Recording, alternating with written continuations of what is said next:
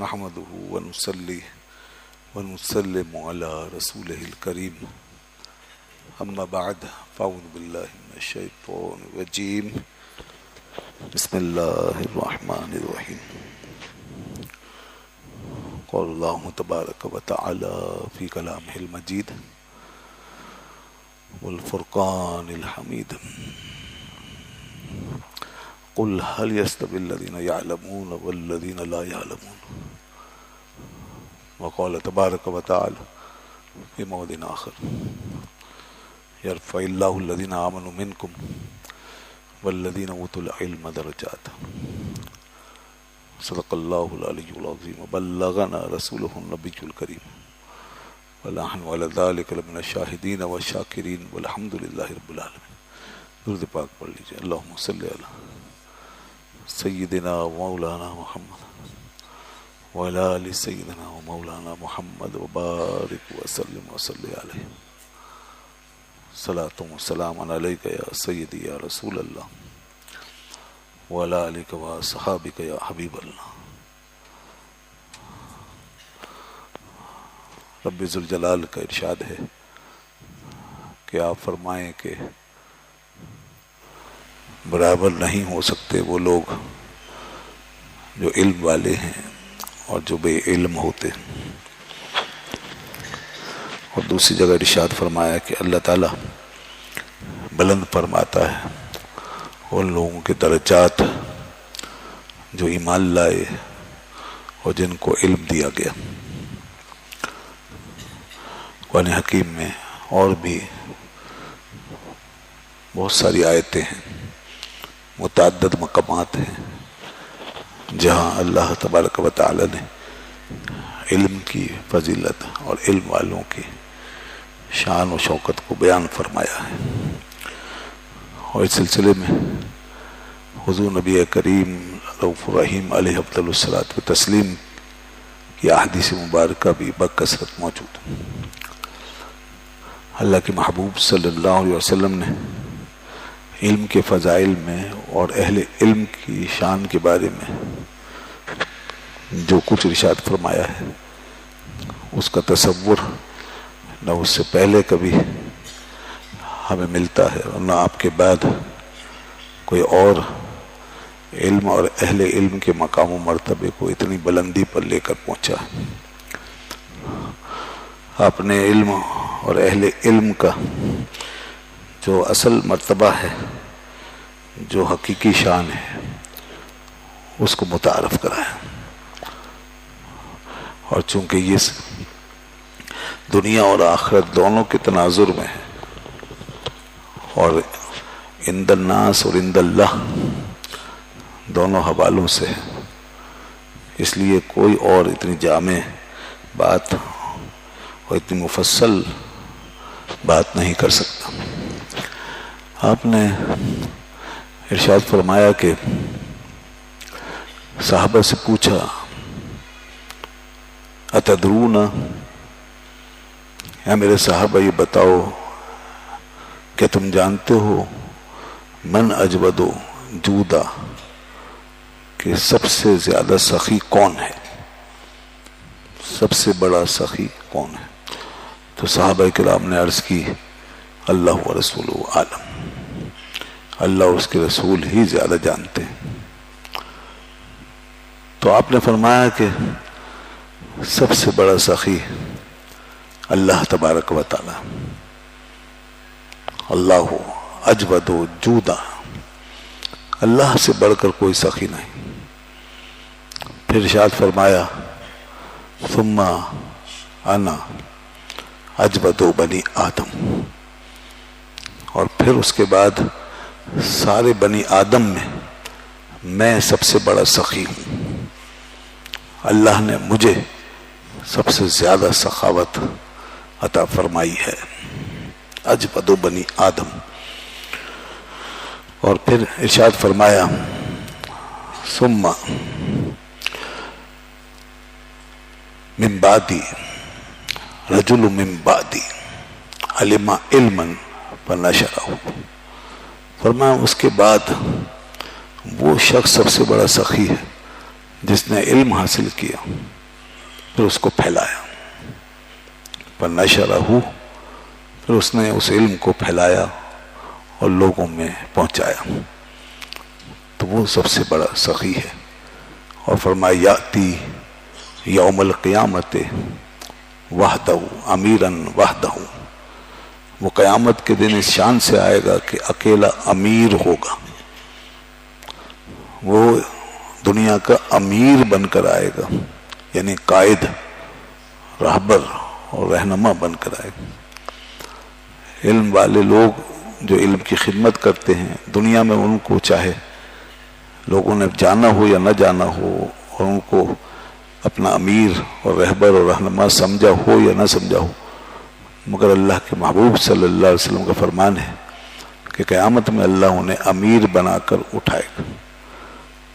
اور اس کے بعد ہی یہ لفظ بھی آیا امتن واحدہ، یا وہ خود ایک پوری جماعت کے قائم مقام ہوگا، تو دونوں کا مفہوم ایک ہی ہے۔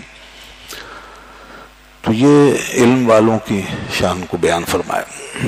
علم کی سخاوت جو ہے یہ سب سے بڑی سخاوت، اور اہل علم حضرات جو دنیا کو دیتے ہیں وہ کوئی اور نہیں دے سکتا۔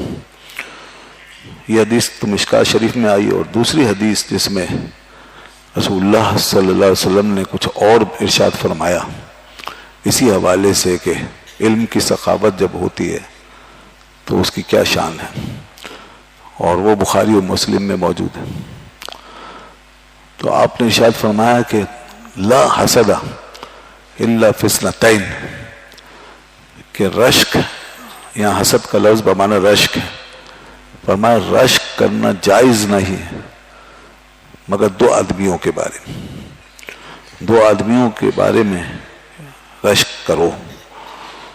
مطلب یہ ہے کہ یہ دو آدمیوں کی فضیلت بہت زیادہ ہے، ان دو کا اثر بہت زیادہ ہوتا ہے معاشرے میں، تو ان پہ رشک کرو، اگر کرتے ہو تو ان پہ رشک کرو۔ فرمایا رجل آتاہ اللہ مالا فسلطہ علی حلقتہ فی الحق، فرمایا کہ ایک وہ شخص جس کو اللہ تعالیٰ نے مال عطا فرمایا، جسے اللہ نے دنیا کی دولت اور ساز و سامان سے نوازا، اور پھر اس کو حق کے راستے میں خرچ کرنے پر مقرر کر دیا، وہ اپنا مال حق کے راستے میں خرچ کرتا ہے، اچھے کاموں میں لگاتا ہے، نیکی کے کاموں میں لگاتا ہے، حق کی تائید اور نصرت کے لیے اپنے مال کو استعمال کرتا ہے، تو فرمایا کہ یہ شخص جو ہے وہ پہلا شخص ہے جس پر رشک کرنا چاہیے۔ اور دوسرا شخص فرمایا رجل آتاہ اللہ الحکمہ، دوسرا وہ شخص ہے جس کو اللہ تبارک و تعالی نے حکمت عطا فرمائی، جسے حکمت یعنی علم و حکمت سے نوازا، فَيُعَلِّمُهَا وَيَقْدِي بِهَا، اور پھر وہ اس حکمت کو، اس علم کو دوسروں کو سکھائے اور اس کے مطابق فیصلہ کرے، تو فرمایا کہ ایسے شخص پر بھی رشک کرنا چاہیے، یہ بھی قابل رشک ہے۔ تو غور کیجئے کہ دو آدمی جو ہیں ان کے بارے میں فرمایا جا رہا ہے کہ یہ قابل رشک ہے۔ تو اس کا مطلب یہ ہوا کہ معاشرے میں ہمارے ان دو آدمیوں کا کنٹریبیوشن بہت زیادہ ہے، اور ظاہر ہے کہ علم جو ہے اس کو پھیلنے اور پھیلانے کے لیے، اور دین کو زندہ کرنے کے لیے، اور دین کے پیغام کو عام کرنے کے لیے جہاں علم کا کردار ہے اور بنیادی کردار ہے، وہاں اس کے لیے اسباب و وسائل کا مہیا ہونا بھی ضروری ہے، اور کوئی تحریک اور تنظیم اور کوئی ادارہ وہ آگے نہیں بڑھ سکتا جب تک کہ اس کے پیچھے اسباب و وسائل نہ ہوں۔ اس لیے اللہ کے محبوب صلی اللہ علیہ وسلم نے یہاں غنی اغنیاء کو بھی متوجہ کیا اور ان کا بھی ذکر کر دیا، اور فرمایا کہ یہ لوگ بھی جو اس سلسلے کو فروغ دیتے ہیں قابل رشک ہیں۔ دوستو، اہل علم حضرات جو ہیں وہ ان کا معاملہ یہ ہے کہ وہ اب نادر ہوتے جا رہے ہیں، علماء دین کم سے کم ہوتے جا رہے ہیں، علم کم ہو رہا ہے، علم اٹھ رہا ہے۔ جب بڑے بڑے علماء اٹھتے ہیں اور وہ دنیا سے چلے جاتے ہیں تو پھر ان کے پیچھے ان جیسے لوگ نہیں رہ جاتے، پھر وہ اپنے دور کے لحاظ سے بڑے ہوتے ہیں، مگر جو پچھلے ہوتے ہیں ان کی بات اور ہوتی ہے۔ تو یوں علم والے لوگ جب دنیا سے جائیں گے تو پیچھے علم کم ہوتا چلا جائے گا۔ مال تو بے شک انسان کے پاس آتا رہے گا اور بڑھتا رہے گا، اور اس طرح دنیا کے اور کارخانے بھی چلتے رہیں گے، اور دوسرے تمام شعبوں کے ماہرین اور ایکسپرٹ وہ بھی آتے رہیں گے، اور ایک سے ایک آتے رہیں گے، مگر یہ جو علم والے لوگ ہیں، علماء ہیں، مشائخ ہیں، یہ جو چیزیں اپنے ساتھ رکھتے ہیں ان کی مثالیں بہت کم پیدا ہوں۔ تو کوئی شاذ ہی اپنے اسلاف کی مثال بنے ہو یا ان سے آگے بڑھ کر کے کام کر جائے، ورنہ عام طور پہ ایسا ہوگا نہیں۔ جیسے لوگ پیچھے ہوں گے ویسے آگے نہیں ہوں گے۔ اور اس سلسلے میں بھی یہ بات ہم اس لیے کہتے ہیں، اور ہر شخص اس بات کا احساس رکھتا ہے کہ اس سلسلے میں واضح حدیث موجود ہے جو کہ بخاری مسلم میں ہے، متفق علیہ ہے۔ حضرت عبداللہ بن عمر رضی اللہ عنہ اس کے راوی ہیں کہ رسول اللہ صلی اللہ علیہ وسلم فرمایا کہ اللہ تعالیٰ علم کو اس طرح لے کر نہیں جائے گا کہ وہ لوگوں کے سینوں میں سے اس کو قبض فرما لے۔ ان اللہ لا يقبض العلم انتزاعا ينتزعه من عباده، یعنی ایسے سلب نہیں کرے گا کہ سینے سے علم غائب ہو جائے، آدمی کے ذہن سے علم غائب ہو جائے، لیکن وَلَكِنْ يَقْبِضُ الْعِلْمَ بِقَبْضِ الْعُلَمَاءِ، ارشاد فرمایا کہ لیکن وہ علماء کو اٹھا لے گا اور ان کی روحوں کو قبض کر لے گا۔ اہل علم کو جب وہ اپنے پاس بلا لے گا اور ان کی روحوں کو قبض کر لے گا تو پھر اس کے بعد کیا ہوگا؟ فرمایا کہ اس کے بعد حتیٰ، یہاں تک کہ لم یبق عالما، یہاں تک کہ علماء ہی کم ہو جائیں گے۔ ویسے لوگ جو پہلے جیسے ویسے لوگ نہیں رہیں گے اور کم ہو جائیں گے۔ حتیٰ لم یبق عالما، یہاں تک کہ وہ کوئی عالم علماء ایسے پیچھے نہیں چھوڑے گا، اس جیسے عالم نہیں رہیں گے۔ تو فاتخذ الناس رؤوسا جہالا، تو فرمایا پھر جب یہ کمی ہوگی تو لوگ جاہلوں کو اپنا سردار، اپنا لیڈر، اپنا حاکم، اپنا سربراہ، اپنا قاضی، اپنا مفتی اور وغیرہ وغیرہ جو بھی عہدے اور منصب ہیں تو وہ اس پہ ان کو بٹھا دیں گے اور بنا لیں گے۔ تو اس طرح جہلا جو ہیں وہ آنا شروع ہو جائیں گے اوپر۔ جب علم والے لوگ کم ہو جائیں گے تو جہلا وہ بڑھ جائیں گے اور وہ لوگوں کے سروں پہ مسلط ہو جائیں گے۔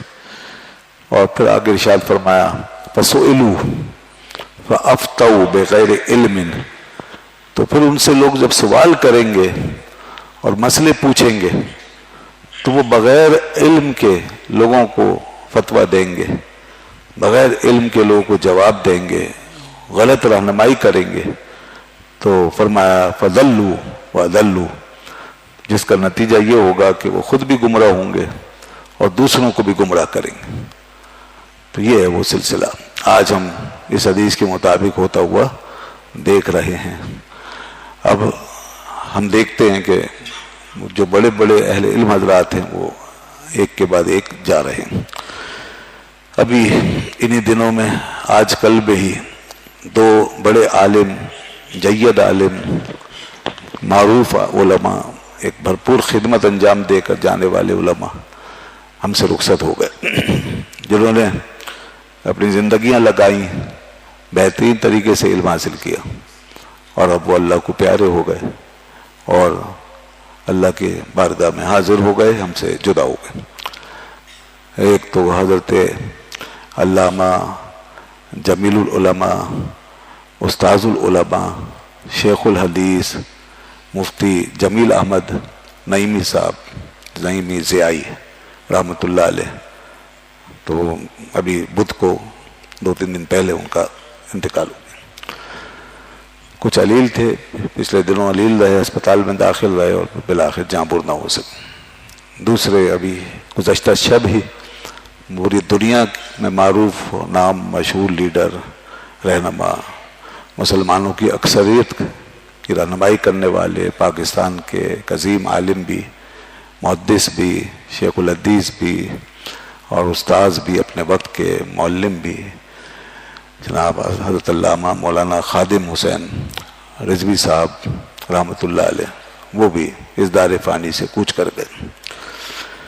یہ بہت بڑا ایک خلا پیدا ہو گیا اور بڑا نقصان ہو گیا دنیا کا. اور ان دونوں کے جانے کا جتنا بھی دکھ اور افسوس کیا جائے وہ کم ہے. یہ خلا ایسا ہے کہ اس میں بہت سی چیزیں ہیں، بہت سی مثالیں ہیں، بہت سی روایتیں ان کے ساتھ چلی گئیں.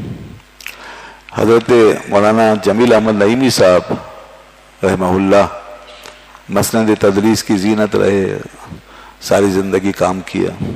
اچھا، دونوں میں یہ بات مشترک ہے، دونوں نے پڑھ لکھ کر خوب اچھی طرح ارکریزی سے پڑھ کے اور صلاحیت حاصل کر کے بڑے بڑے اہل علم سے استفادہ کر کے باقاعدہ ہزاروں طلباء کو پڑھایا. اور علامہ جمیل احمد نعیمی صاحب تو آخری وقت تک اسی اس میں رہے اور تدریس ہی فرماتے رہے اور پڑھاتے ہی رہے طبقت علالت. البتہ علامہ خادم حسین رضوی صاحب چونکہ پھر آگے ابھی کچھ سالوں سے تنظیمی اور تحریکی مصروفیات میں مصروف ہو گئے اور ایک تحریک میں کافی ان کا وقت لگ گیا، تو عملاً وہ تدریس سے وابستہ نہیں رہے، مگر اس سے پہلے وہ مسلسل تدریس پر اپنی خدمت انجام دیتے رہے اور نہ جانے کتنے طلباء کو انہوں نے پڑھایا اور ان کے سامنے زانوِ تلمس طے کر کے بہت سارے بڑے بڑے جید علماء تیار ہوئے. تو یہ بات مشترک ہے دونوں میں کہ بہترین مدرس تھے، اپنے وقت کے کتابوں میں دونوں بڑے ماہر تھے. اس کے علاوہ دونوں حضرات عملی زندگی میں اور اجتماعی زندگی میں بھی ہمیں متحرک نظر آتے ہیں.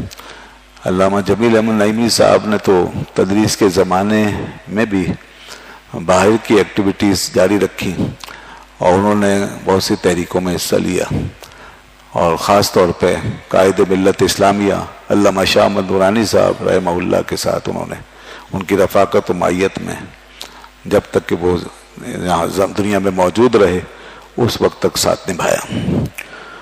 تب وقت مرگ علامہ جمیل احمد نعیمی صاحب علامہ نورانی صاحب کے ساتھ ساتھ چلے اور کبھی پیچھے نہیں ہٹے. اور اس وقت جو برپا ہونے والی تحریکیں تھیں، خاص طور پر ختم نبوت کی تحریک اور دیگر تحریکیں، اس میں حصہ لیا اور نظام مصطفیٰ کے نفاذ کے لیے انہوں نے بھرپور جد و جہد کی. کوئی نہیں بتا سکتا کہ انہوں نے دنیا میں کہاں کہاں جا کے تقریریں کی اور کتنے خطابات کیے اور کہاں کہاں جا کے لوگوں کو اس مستفید کیا، اور کتنے ہزاروں لاکھوں لوگوں نے ان کی آواز سنی اور ان کی باتیں کہاں کہاں کیا کیا اثر کر گئیں. یہ پوری زندگی کا ریکارڈ ہے، 50-60 سال تقریباً اتنا ریکارڈ ہوگا. عمر ان کی تقریباً 80 کے لگ بھگ. تو ظاہر ہے اگر 20-25 سال وہ تعلیم کے اور ابتدائی ایام کے نکال دیں تو باقی پھر جد و جہد ایکٹیویٹیز کے لیے انہیں بھرپور طریقے 50-60 سال کا عرصہ ملا جس میں انہوں نے خدمات انجام دی ہیں. اور متعدد اداروں میں انہوں نے تعلیم دی اور خاص طور پہ ایک لمبا عرصہ یہاں Darul Uloom Naeemia federal be area میں یہاں پر انہوں نے گزارا ہے، بڑا لمبا وقت گزارا. یہاں باقاعدہ ناظم تعلیمات کی حیثیت سے بڑے مشفق، بڑے مہربان، بڑے ہمدرد، بہت مخلص.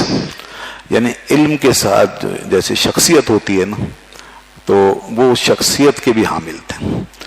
ایک ہوتا ہے علم اور ایک ہوتی ہے شخصیت. تو خالی علم جو ہے وہ مؤثر نہیں ہو پاتا پوری طرح جب تک اس کے ساتھ شخصیت کی آمیزش نہ ہو. اور شخصیت جو ہے وہ اصولوں سے بنتی ہے. شخصیت کے لیے کچھ ایکسٹرا کچھ معاملات ہوتے ہیں جو کرنے پڑتے ہیں. اس میں اپنی ذات کی نفی بھی کرنی پڑتی ہے اور اس سے آگے بڑھ کر انسان کو کچھ کردار ادا کرنا ہوتا ہے. تو وہ معاملہ ہے. اور اس میں بھی دونوں یہ حضرات شریک ہیں. یہ بھی ایک ایسی کوالٹی ہے. دونوں حضرات علامہ خادم حسین رضوی صاحب بھی اور علامہ جمیل احمد نعیمی صاحب بھی دونوں نے ایک شخصیت بھی اپنی ڈیولپ کی. گو کہ اپنا اپنا مزاج ہے. مزاج الگ الگ ہو سکتا ہے, انداز الگ الگ ہو سکتا ہے, اسلوب الگ الگ ہو سکتا ہے, مگر ہر ایک نے اپنے اپنے دائرہ کار میں اپنے علم کے ساتھ اور اپنی شخصیت کے ساتھ بہترین خدمت انجام دی ہے. علامہ صاحب جمیل احمد نعیمی صاحب کی جو شخصیت ہے وہ ہم جو ان کو قریب سے دور سے جو ہم نے دیکھا اور جس نے بھی دیکھا اس کا بھی یہی فیصلہ ہوگا اور یہی وہ سمجھ کر اٹھا ہوگا کہ آپ نہایت متواضع, منکسر المزاج, بہت ٹھنڈی طبیعت کے مالک, بہت ہی ملنسار, ہر ایک سے خوش اخلاقی سے ملنا, پیار محبت سے بات کرنا, لوگوں کی دلجوئی کرنا اور چھوٹے بڑے سب کا لحاظ کر کے چلنا. یہ ان کی عادت تھی, ان کی نیچر میں یہ بات داخل تھی. ہر ایک کا لحاظ کرتے تھے اور بڑے تواضع سے ملتے تھے. ان میں رنگ نظر آتا تھا اپنے بڑوں کا, جو انہوں نے اپنے بڑے اساتذہ دیکھے ہوں گے, جن سے انہوں نے تربیت حاصل کی ہوگی. وہ جھلک, وہ انداز, کوئی کر و فر نہیں, کوئی شوشہ نہیں, کوئی دکھاوا نہیں, کوئی نعرے بازیوں کا کوئی تقاضا نہیں, کوئی دعوے نہیں, اس طرح کوئی چیز نہیں. کوئی وہ نہیں پروٹوکول ہو, یہ ہو وہ. آزاد منش انداز میں جہاں چاہتے چلے جاتے اور جس سے چاہتے ملاقات کرتے. کبھی کبھی یہاں تشریف لے آتے. اور ایک بات یہ بھی یاد رکھیں, ہمارے استاد محترم اس ادارے کے بانی حضرت علامہ حسن حقانی صاحب رحمہ اللہ, ان کے ساتھ بھی بڑا خاص تعلق تھا, بڑی قربت تھی. ہم عمر تھے تقریباً, تھوڑا بہت ہی فرق تھا, تو ساتھ ہی رہے اور دونوں ایک ہی جماعت میں کام کیا. اور علامہ نورانی صاحب سے کہ دونوں چاہنے والے ایک جھنڈے کے نیچے ایک پلیٹ فارم پر اور مختلف مواقع پہ ساتھ ساتھ شانہ بشانہ چلے. تو اس طرح حضرت حقانی صاحب رحمہ اللہ سے بھی بڑا ان کا گہرا تعلق تھا. جس وقت یہاں سامنے ہی قیام پذیر تھے, سامنے گھروں میں, یہیں پہلے ان کا گھر تھا, تو روزانہ آنا جانا ہر وقت متعدد خطابات یہاں کیے, تقریریں کیے یہاں پر آ کر انہوں نے. حقانی صاحب کے بعد بھی ہم نے بھی ان کو مدعو کیا اور وہ یہاں تشریف لاتے رہے. اور پھر ویسے بھی تشریف لاتے تھے کبھی فاتحہ کے لیے, اور تو اس کے بعد بیٹھ جاتے اور باتیں کرتے, بڑی شفقت فرماتے. اچھا, ان کا ایک وصف یہ بھی تھا کہ بڑی حوصلہ افزائی کرتے تھے لوگوں کی. جو نو آموز ہوتے تھے, جونیئرز ہوتے تھے, نئے علماء طلباء, ان کی صلاحیتوں کی بڑی حوصلہ افزائی کرتے تھے اور کسی کو مسترد نہیں کرتے تھے, ٹھکراتے نہیں تھے, اپریشیٹ کرتے تھے, تعریف کرتے تھے اور ساتھ لے کے چلتے تھے. جب بھی کوئی ان سے رہنمائی چاہتا, مدد چاہتا, تو اس کی مدد کرتے تھے, اس کی رہنمائی کرتے تھے. آواز سمجھ میں آ رہی ہے؟ تو جب کوئی رہنمائی چاہتا اور مدد چاہتا تو وہ اس کے کام آتے تھے. اور ہماری جو رسائل, اب دیکھیں نا ہم کتنے جونیئر ہیں ان کے مقابلے میں, وہ ایک سینئر اور بڑے استادوں کے استاد, لیکن وہ ہمارے رسائل جو یہ چھپتے ہیں, کوئی 20-25 رسائل ہمارے آ چکے ہیں مختلف موضوعات پر, یہ کتابیں جو تالیف کی گئی ہیں الحمدللہ. تو یہ باقاعدہ حضرت اس میں بڑی دلچسپی لیتے اور منگواتے تھے کہ آپ یہ بھجوا دیں. اور جب نہیں کوئی رسالہ کتاب پہنچ پاتے تو وہ باقاعدہ اس کی شکایت کرتے تھے. تو میں بھی پھر یہاں سے باقاعدگی سے بھجواتا تھا, اور کچھ اور احباب بھی لے کر پہنچتے تھے, اور بڑی محبت اور شفقت سے پھر وہ پیش آتے اور حوصلہ افزائی فرماتے تھے. تو اس طرح کی ان کی طبیعت تھی, ایسا مزاج تھا. یہ وہ ان کی شخصیت کا حصہ تھا. شخصیتیں اسی طرح بنتی ہیں, آپ کے ایٹیچیوڈ سے بنتی ہے, آپ کے رویے سے بنتی ہے, آپ کے رد عمل سے, آپ کے کردار سے, میل ملاپ سے, یہ آپ کے اصولوں سے. تو اب نہیں ملیں گی ایسی چیزیں آپ کو, کم, بہت کم. میں نے بتایا نا جو حدیث میں آیا کہ پھر وہ لوگ تمہیں نہیں ملیں گے. اب ڈھونڈا کرو نہ چراغے رخ زیبا لے کر, تو اب وہ چیزیں کہاں. इतना पढ़ लिख जाने के बाद इतना कुछ, फिर इतनी मिलनसारी, फिर इस तरह शफकत, हमें ये सीखना चाहिए।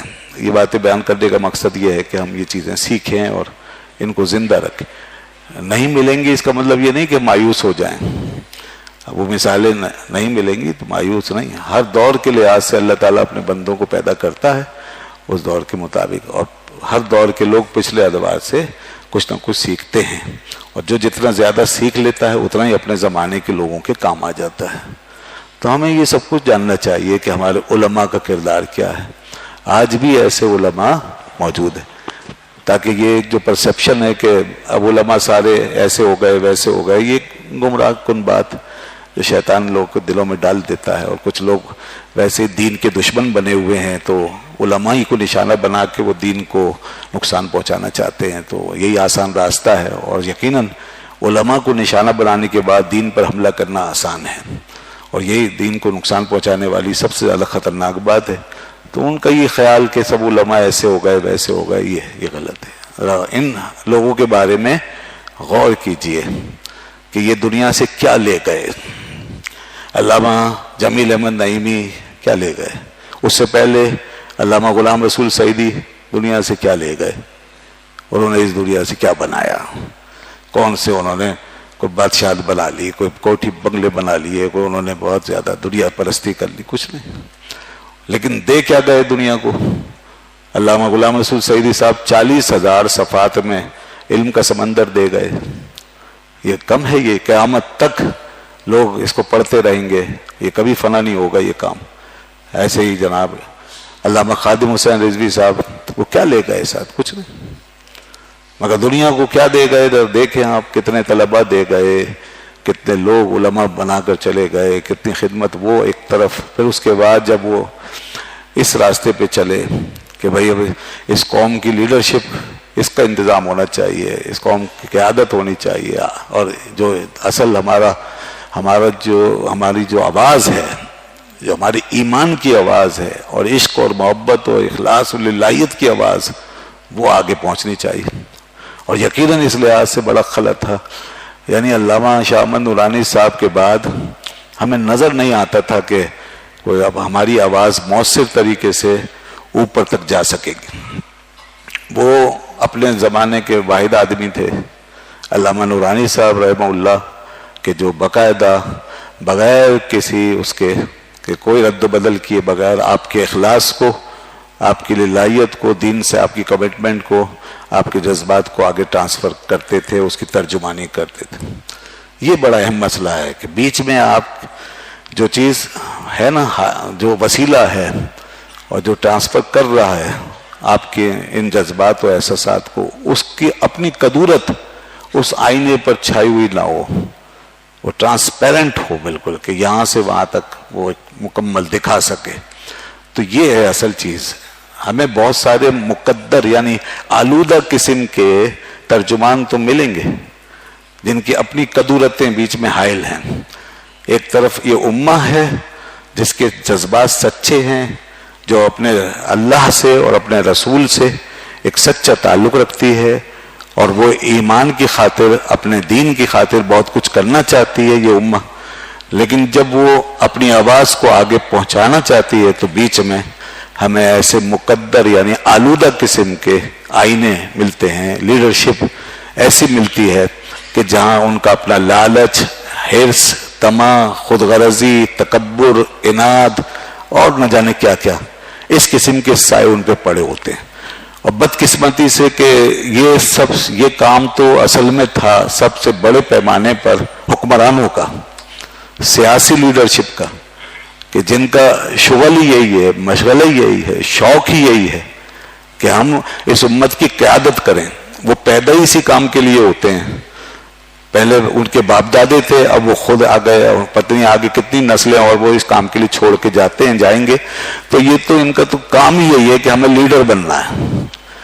लेकिन बदकिस्मती है कि पूरे आलम इस्लाम में ये लीडर जब आते हैं और इनको बड़े बड़े ओहदे भी मिलते हैं, यहाँ तक कि ये पूरे मुल्क के बादशाह भी बन जाते हैं। कहीं बादशाह कहलाते हैं, कहीं सदर कहलाते हैं, कहीं वजीर आजम कहलाते हैं, जो भी कहलाते हैं। जब सबसे बड़े ओहदे पे भी पहुंच जाते हैं تو ان کا حال یہ ہے کہ پھر کوئی یہودیوں کے گن گاتا ہے، کوئی عیسائیوں کی محبت میں فریفتہ نظر آتا ہے، کوئی امریکہ کی غلامی کرتا ہے، کوئی یورپ کی بے خواہی میں لگ جاتا ہے، کوئی ہندوؤں کا پرستار بن جاتا ہے۔ وہ خود بتوں کو پوجنے والے یہ ان کی پوجا شروع کر دیتے ہیں، وہ خود جھوٹے خداؤں کے آگے جھکے ہوئے یہ ان کے آگے جھک جاتے ہیں، وہ خود نجاستوں میں پڑے ہوئے یہ ان سے پاکیزگی چاہتے ہیں، وہ خود بگڑے ہوئے گمراہ کافر کفار یہ ان سے رہنمائی چاہتے ہیں۔ یہ بہت بڑی مصیبت ہے ہمارے لیے جو اس وقت پورے عالم اسلام پہ چھائی ہوئی ہے۔ ایک طرف امت ہے کہ وہ چاہتی ہے کہ ہماری کوئی ترجمانی کرے اور ہماری کوئی فریاد سنے، اور دنیا میں ہمیں کوئی منوائے اور ہمارے دین کی جو روشنی ہے اس کو پہنچائے۔ دوسری طرف یہ سارے مقدر آئینے ہیں، تقدر پذیر آئینے ہیں، اور یہ شکستہ قسم کے ترجمان ہیں، اور یہ آلودہ قسم کے کردار ہیں کہ جن کی وجہ سے ہمارا سب کچھ جو ہے وہ خراب ہو کے رہ جاتا ہے، امیج بگڑ جاتا ہے، صحیح بات نہیں پہنچ پاتی، اور دنیا ہماری حقیقت سے باخبر ہی نہیں ہو پاتی، بلکہ اور ہمارا ایک گندا بدلا ہوا شکستہ چہرہ وہ دنیا کے سامنے جاتا ہے جو ہماری سب کی بدنامی کا باعث بنتا ہے۔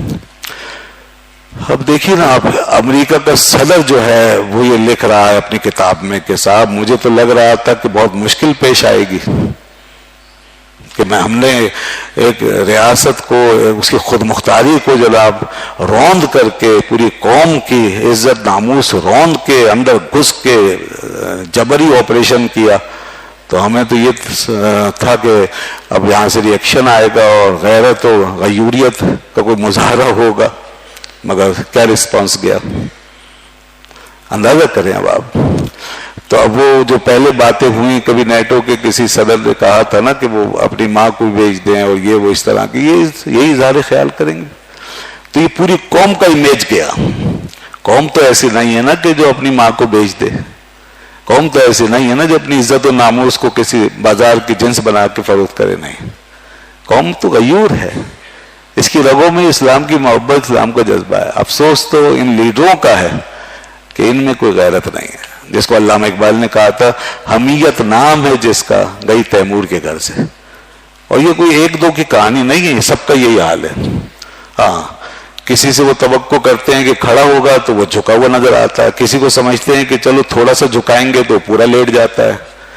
جب 9/11 کا مسئلہ ہوا تو ایک قیادت جو ہے ہمارے ملک کے صدر صاحب پورے ہی لیٹ گئے، اور ساری شرطیں اور شکیں سب ایسے مانی کہ بس جیسے آسمان سے کوئی صحیفہ نازل ہوا ہے۔ اس پر بھی کہا گیا تھا ہمیں توقع نہیں تھی کہ اس طرح لیٹ جائیں گے، یعنی اگر میں اس کے دوسرے لفظوں میں ترجمہ کروں تو وہ سوچ رہے تھے کہ شاید رکوع کی حد تک جھکیں گے، مگر کیا پتہ تھا سجدے کے لیے تیار۔ اس وقت کے ایک صدر تھے ماشاءاللہ، اور بڑے جنگجو صدر تھے، وہ فوجی تھے۔ تو اب یہ حال ہے ہمارا اس وقت ان سیاسی لیڈروں کا، اس کرسی پہ بیٹھ کے ہم یہ تماشے دیکھتے ہیں، اور پھر اس کے بعد اوپر جائیں، باہر نکلیں تو بس پھر ایک ہی تصویر پڑھا کریں، ان للہ و انا الیہ راجعون۔ جب سعودی عرب کو دیکھیں اور جب UAE کی حرکتیں دیکھیں اور عرب کو دیکھیں جہاں سے اسلام آیا ہے، آج جو کچھ ان کے ہاتھوں ہو رہا ہے، تو پھر ان للہ و انا الیہ راجعون پڑھ لیں، بس یہ وہ سب کچھ گیا۔ اب حمیت ہی نہیں گئی، حمیت تو یہاں گئی تھی، وہاں دین بھی گیا، ایمان بھی جا رہا ہے کہ اب یہودی سب کچھ ہمارے لیے رہ گیا، اور ہم نے پوری بیعت کرنے کا ارادہ کر لیا ہے، اور وہ آہستہ آہستہ اس کی یہ ہمت ہو گئی کہ وہ ہماری حدود میں، وہ بھی سعودی عرب جیسی حدود، اور مکے کے قریب سے یا اس کے اوپر سے پتہ نہیں کتنا قریب سے کہاں سے ان کے جہاز اب باقاعدہ پرواز کرتے ہوئے جا رہے ہیں۔ اب اور کیا ہوگا آگے جا کر، اور کیسے کیسے قانون بن گئے نا کہ کفار بھی شرمائے، یہ مسلمان ہیں جنہیں دیکھ کے شرمائے یہود، کہ اب کھلی بدکاری کی اجازت، یہاں پر UAE میں کھلی بدکاری کی اجازت، اور بالکل سب الاؤ کر دیا، شراب شباب سب الاؤ کر دیا گیا۔ تو یہ مسلمان ہیں جنہیں دیکھ کے شرمائے یہود، تو کیا کسر رہ گئی؟ آپ یہ لیڈرشپ ہے، کیا یہ عوام جس کی یہ قیادت کر رہے ہیں، جس کے سروں پہ مسلط ہیں، کیا یہ ان کی ترجمانی ہو رہی ہے؟ نہیں۔ اس لیے پھر لوگ انتظار کرتے ہیں کہ کوئی سچا ترجمان آئے، اب لے دے کے بے بس ہوتے ہیں، عوام میں سے نکلتے ہیں، ان کا کام بھی نہیں ہوتا۔ یاد رکھیے یہ علماء کا کام نہیں ہے، علماء کا ویسے بھی یہ عام مشہور ہے کہ علماء کو سیاست سے کیا واسطہ، تو یہ علماء کا کام نہیں ہے کہ وہ اپنی مسجد، ادارہ، اپنی تعلیم، تعلم، یہ سلسلے چھوڑ کر کے جا کے الیکشن لڑیں، سیاست کریں. لیکن کیا کریں جب یہ اوپر سارا کچھ آسمانی صاف ہے اور چھت ہی غائب ہے پوری اور کوئی ہے نہیں، تو کوئی تو نکلے گا. ایسے میں پھر عام لوگ جو ہیں، عام مسلمان جذبے والے لوگ جو چاہتے ہیں کہ کچھ ہو، کوئی بات آگے بڑھے، ہماری ترجمانی ہو، تو وہ پھر اس کو آگے لاتے ہیں اور پھر جمع ہوتے ہیں اور پھر پورا جذبہ دیکھنے میں آتا ہے، چاہے کہ ایک محدود سطح پر صحیح، چاہے لامحدود نہ صحیح، ان کی طرح لامحدود نہ صحیح، چاہے اس کے ہاتھ میں خزانے نہ صحیح، چاہے اس کے پاس عسکری کوئی طاقت و قوت نہ صحیح. بے بس ہی ہوتے ہیں نا. عسکریت کے تو ہم شروع سے ہی خلاف رہے ہیں. عسکریت جو ہے، عسکریت پسندی تو شر ہے. کوئی بھی اٹھ کر کھڑا ہو کے اگر عسکریت کے راستے پہ چلے اور اندر ہی اپنے ملک میں جہاد و قتال شروع کر دی، تو یہ تو ہمارا کبھی رہا ہی نہیں ہے طریقہ. اب اسی بے بسی و مجبوری کی حالت میں ایک قیادت سامنے آتی ہے. پہلے علامہ نورانی صاحب، ان سے پہلے علامہ عبدالحامد بدایونی صاحب، علامہ سید احمد سعید شاہ صاحب کاظمی، پورا ایک ریکارڈ ہے. یہ پاکستان جب بنایا تو انہی کے آباء و اجداد اور یہی لوگ اس وقت چھوٹی عمر میں، یہ وہ لوگ تھے جنہوں نے قائد اعظم کے ساتھ کھڑے ہو کے ایک غیر مسلح جد و جہد میں حصہ لیا، قربانیاں دی، اپنے گھر لٹوائے، اپنے گردنیں کٹوائیں، اپنے بچوں کو انہوں نے جدا کیا، گھر بار منتشر ہوا، سب چھینا گیا، گھر سے بے گھر ہوئے، پھر یہاں پہنچے کس طرح. تو یہ وہ حضرات تھے. پھر آج اس کے بعد پھر دیکھا کہ اب اس ملک میں کیا ہو رہا ہے. تو اس ملک کا تو حال ویسے ہی شروع سے ہی خراب کر دیا کرنے والوں نے. سیاسی لیڈرشپ نے کبھی یہاں اس قوم کو کوئی اچھی نوید سنا کر ہی نہیں دی. اس کا آپ اس سے اندازہ کر لیں کہ قائد اعظم محمد علی جناح پہلے اجلاس میں مایوس ہو گئے. پاکستان بننے کے بعد پہلے اجلاس میں مسلم لیگ کے سارے جگادری جو بیٹھے تھے ان کے ساتھ، بڑے بڑے وڈیرے اور منصبدار، جاگیردار اور پتہ نہیں کس رینک کے اور کس کی حیثیت کے لوگ جو بیٹھے تھے اپنی شکلیں چمکا کے اور 3 پیس پہن کے، تو قائد اعظم نے وہیں ان کی حقیقت کھول دی اور کہا کہ ایک صدر بناؤ.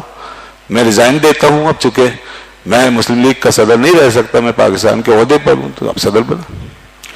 اس صدارت کے چکر میں آپس میں تو میں شروع ہو گئی. آپ وہیں بیٹھے بٹھائے پڑھے لکھے لوگوں کا یہ حال تھا کہ وہ بیٹھے بٹھائے وہیں ایک دوسرے سے لڑ رہے تھے. قریب تھا کہ ایک دوسرے سے دست و گریباں ہو جاتے. قائد اعظم یہ کہہ کر اٹھ گئے کہ مجھے نہیں معلوم تھا کہ میری جیب میں سارے سکے کھوٹے. تو یہ کھوٹے سکے اس طرح پھر بعد میں بھی یہ کردار ادا کرتے رہے. کھوٹے سکوں کی نسلیں بھی کھوٹی نکلی. ان کھوٹی نسلوں نے اس کھری قوم کو سنبھالنے کی کوشش کی. مطلب کھوٹا بھی کھروں کو سنبھالے گا اور کھوٹا کھروں کی عزت کروائے گا؟ نہیں. تو یہی ہوا. پھر پوری قوم جو ہے وہ کھوٹی ہی نظر آئی دنیا کو، اور ہمارا یہ حال ہو گیا کہ آج وہ جو جملہ چاہتے ہیں ہم پہ فٹ کر دیتے ہیں، جو چاہتے ہیں ہمارے اوپر فٹ کر دیتے ہیں، جیسے کہ میں نے ابھی بتایا. تو اب اس میں یہ لوگ، یہ حضرات جو ہیں علماء، یہ نکلے ہیں اس وقت سے لے کر اب تک کے. تو جناب علامہ نورانی صاحب کے بعد یہ جو خلا تھا نا پیدا ہوا ہمارے اوپر، اس خلا کو بھرا اور ایک بھرپور قسم کی ترجمانی کی ضرورت ہے. چھوٹی موٹی آوازیں تو ہر جگہ سے اٹھتی رہیں گی، ہر ممبر سے اٹھیں گی، ہر محراب سے نکلیں گی، لیکن ایک بڑی آواز لاکھوں کے حمایت کے ساتھ، یہ علامہ خادم حسین رضوی صاحب کی آواز تھی جو انہوں نے اٹھائی ہے. اور اٹھائی نہیں خالی، اٹھا کر اس کو نبھایا بھی ہے اور اٹھا کے اس کو چلے بھی ہیں. یا اور بھی بہت سے ایسے لیڈر بننے کے لیے آگے آئے ہیں، مگر ہم نے دیکھا کہ وہ جو آواز اٹھانے کے لیے آئے تھے اور جس آواز کو انہوں نے اٹھایا تھا، وہ آواز تو کہیں پیچھے رہ گئی اور وہ خود ہی کہیں اٹھ کر لوگوں کے اوپر مسلط ہو گئے. اب ان کے ذرا القاب دیکھیں، ان کا نام دیکھیں تو اندر ہی گھر بیٹھے بیٹھے خانہ زاد القاب کی بھرمار. میں کیا نام لوں؟ کوئی جناب کچھ، کوئی کچھ، لیکن جو آواز اٹھائی تھی، جو نعرہ لگایا تھا، وہ غائب ہے. جس کے لیے نکلے تھے اور قوم کو نکالا تھا، وہ غائب ہے. یہاں تک کہ بڑے بڑے مظاہرے بھی ہوئے، مگر کیا ہوا؟ آگے جو ڈراپ سین ہوا وہ خطرناک اور شرمندگی کے قابل. مگر علامہ خادم رضوی کا یہ بڑا ایڈوانٹیج ہے اور یہ بہت بڑا ان کا کریڈٹ ہے. انتہائی مختصر سے دنوں میں، صرف چند سالوں میں جو آواز اٹھائی، اس آواز کو لے جا کر اسلام آباد کے ایوانوں سے ٹکرا دیا، باطل ایوانوں سے لے جا کر ٹکرایا، اور اس طرح ٹکرائے ہیں کہ خود بھی کھڑے رہے، کھڑے ہوئے ہیں بیچ میں، قوم کے درمیان کھڑے ہوئے ہیں، اور جو مطالبہ کیا ہے واضح طور پہ مطالبہ سامنے رکھا. پہلے اس سے پہلے ختم نبوت کے سلسلے میں واضح طور پر انہوں نے اپنا مطالبہ سنا، پوری قوم کو اس کا یقین آیا اور سب نے ساتھ دیا. پورا ملک بیٹھ گیا باہر نکل کر، اور دیکھا آپ نے کہ کس طرح باہر نکل کے یہ عالم اسلام پورا پاکستان کا باہر بیٹھا ہوا تھا روڈوں پہ. کیا بچے، بوڑھے، جوان، مرد، عورتیں، سب ہر طبقے کے لوگ، اور پڑھے لکھے لوگ، اسٹوڈنٹ لائف کے لوگ، وکلاء، صحافی برادری وغیرہ وغیرہ، ہر شعبہ زندگی سے تعلق رکھنے والے ہر علاقے میں. یہ لیڈرشپ، یہ اس سے پتہ چلتا ہے کہ آگے جو لیڈر ہے نا وہ ایک سچا ترجمان ہے، وہ ٹرانسپیرنٹ ہے. لوگوں کو یقین تھا کہ جو کچھ ہم یہاں سے اس کو میسج دے رہے ہیں، جو آواز ہماری ہے، وہ بغیر کسی ملاوٹ کے آگے پہنچا رہا ہے. اس لیے لوگ نکلے، اور پھر اس کے بعد دوبارہ نکلے، اور پھر سہ بارہ نکلے، یہاں تک کہ ابھی اس وقت جو حالیہ جو لیٹسٹ انہوں نے مارچ کیا، جس کے اندر وہ یہی قانون توہین رسالت کے حوالے سے، گستاخیوں کے حوالے سے احتجاج انہوں نے کیا، اور پھر وہ باقاعدہ اس سلسلے میں اپنے مطالبات بنوائے. لاکھوں لوگ جمع ہوئے، پھر پہنچے. اچھا، اب یہ بعض لوگوں کو یہ بات عجیب لگتی ہے کہ جی لوگوں کو سڑکوں پہ لانا، بار بار، تو کیا کریں؟ یہ اوپر بیٹھے ہوئے لوگوں کا کیا علاج ہے؟ یہ جو ہماری اوپر بیماری ہے، اس بیماری کا کوئی اور علاج ہے تو بتائیں. اگر کوئی کینسر کا مرض ہو تو وہ گولیوں سے، ٹیبلٹ سے، پینڈول سے کیسے جائے گا؟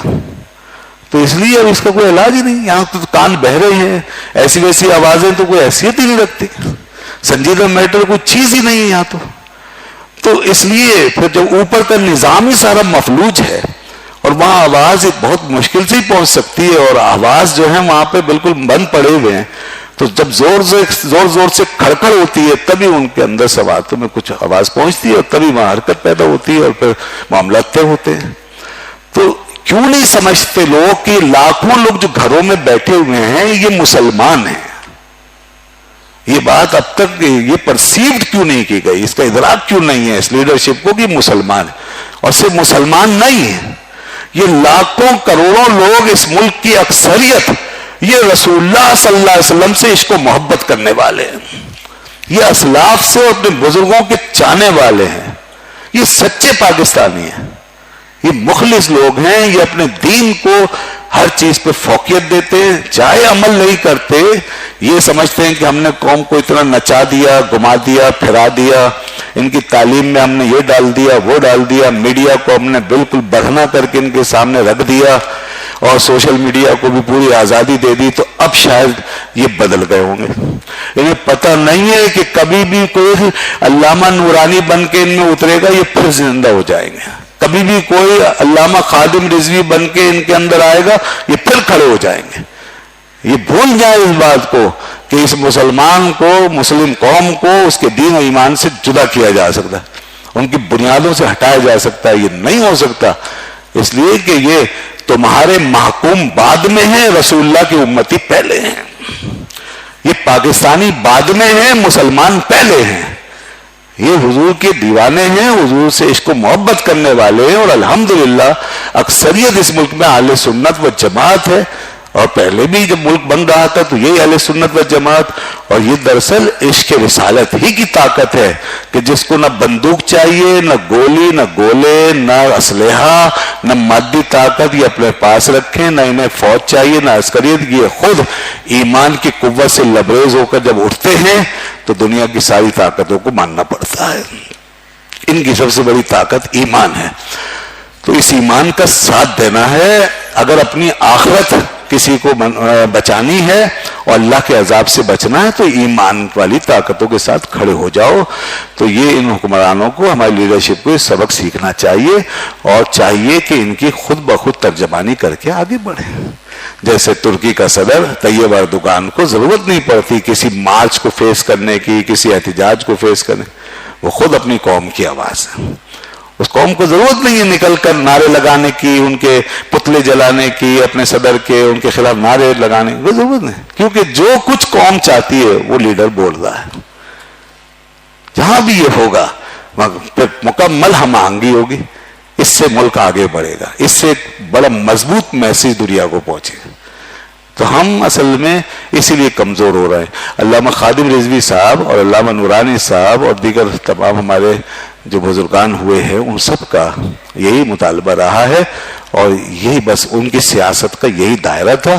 نہ جناب یہ اسمبلیوں کی انہیں بھوک پیاس تھی، نہ یہ کوئی عہدہ منصب چاہتے تھے، نہ اقتدار کا لالچ. بالکل ان کی زندگی سے، بلکہ ان کے ایک لفظ سے یہ ہے، الیکشن بھی لڑے ہیں تو اسی ضرورت کے تحت کہ جا کے اپنی آواز پہنچائیں. ورنہ اگر یہ اقتدار کے چکر ہوتے نا تو بہت کچھ مل جاتا. اتنی مضبوط آواز کے ساتھ، لاکھوں کی فالوئنگ کے ساتھ، اور دوسرے نمبر پر آنے والا شخص جو چند سالوں میں ایسا ابھرے کہ الیکشن میں ابھی دوسرے نمبر پر آ جائے اور اتنی بڑی اکثریت اور پورے ملک میں اپنے بندوں کو نمائندوں کھڑا کرے. لیکن دیکھیں آپ کہ یہ بھی ایک عجوبہ ہی ہے کہ کیسے وہ سب کے سب روک دیے گئے، کیا سازشیں ہوئیں، کیا چکر چلائے گئے کہ سب روک دیے گئے، سوائے ایک دو سیٹوں کے روک دیے. حالانکہ بھرپور تعداد میں اور اعداد و شمار و گنتی کے لحاظ سے وہ جیتے ہوئے تھے. تو ایسا آدمی بتائیے اگر چاہے تو کسی بھی دنیا کی بڑی سے بڑی مارکیٹ میں اگر سودا لگائے تو کیا کروڑوں اربوں خربوں میں نہ کھیلے؟ کیا کچھ نہیں لے لیتا؟ اور کیا لوگ لے نہیں رہے؟ اپنی شہرت مقبولیت کے سودے نہیں کرتے؟ کیا دین و ایمان کے نعرے لگانے کے بعد آگے جا کے بک نہیں جاتے؟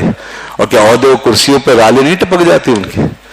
مگر دیکھیں علامہ نورانی صاحب نہ بکنے والا نہ جھکنے والا، خادم رضوی صاحب نہ بکنے والا نہ جھکنے والا، کوئی سودے بازی نہیں، صاف ستھرے جیسے تھے دنیا میں ایسے ہی گئے ہیں.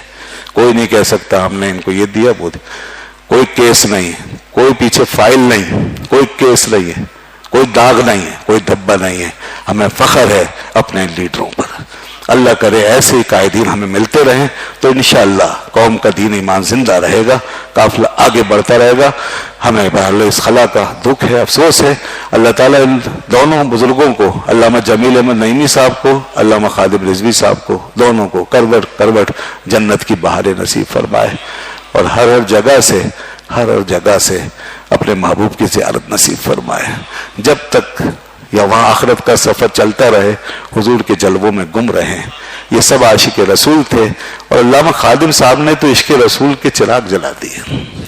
ایسی تحریک چلائی ہے کہ گرما دیا ہے، لوگوں کو وہ جوش دلایا ہے اور بتا دیا کہ دیکھو اب یہ تمہارے ایوان، تمہارے سارے بڑے بڑے اوپر ادارے اور تمہارے سارے محکمے، تمہارے گھر اور تمہاری مسجدیں، ان سب میں بس ایک ہی نور نظر آنا چاہیے، اور وہ ہے عشق رسالت کا نور.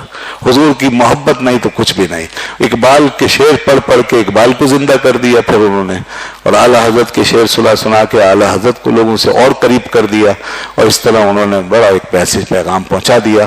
ان کی باتیں، ان کی تقریریں اور ان کا جوش و جذبہ جو تھا اس میں صاف نظر آتا ہے کہ پیچھے کسی درد اور محبت سے جو ہے یہ ساری چیزیں باہر آ رہی ہیں، اور یہ پیچھے ایک درد چھپا ہوا ہے، ایک تعلق کہیں جڑا ہوا ہے جس کی وجہ سے یہ سب چیزیں ظاہر ہوتی اور آ رہی ہیں باہر. انہوں نے اس طرح اظہار کیا ہے. ان کے ہر اظہار خیال کے پیچھے ایک درد ہے، ایک جذبہ ہے، ان کی آواز میں ایک تڑپ ہے اور سچائی ہے اور اخلاص نظر آتا ہے. وہ ہر درد دل رکھنے والا آدمی محسوس کرتا ہے. اللہ تعالیٰ ان کی قربانیاں قبول فرمائے. آخری بات یہ کہ ذرا بتائیے کہ جو شب بخار میں مسلسل بیماری علالت میں اسلام آباد کی اتنی سخت سردی اور ٹھنڈک میں اپنی قوم کے بیچ میں جا کے بیٹھ گئے. اس وقت بھی علیل تھے، چاہتے گھر میں بیٹھتے قوم میں پہنچا دیتے، بھیج دیتے، ٹھیک ہے جاؤ کر لو مطالبہ تم جا کے، میں یہیں سے گائیڈ کر لوں گا. نہیں، بیچ میں بیٹھے رہے.